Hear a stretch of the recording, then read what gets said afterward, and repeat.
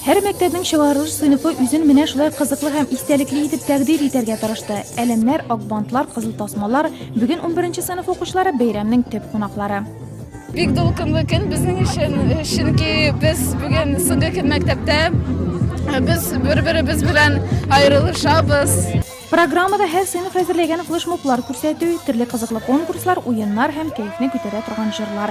Әти-әниләр дә күчтәнәч әзерләгән. Шулай итеп алар бала чаклары белән саубуллашучы балаларына теләктәшлек күрсәтте. Әлбәттә, котлаулар бүген алар бары өлкәннәр авызыннан яңгырый.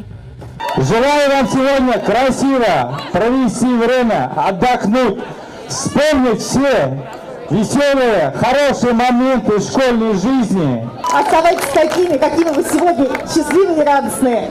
Успехов вам на экзаменах, удачи вам в жизни.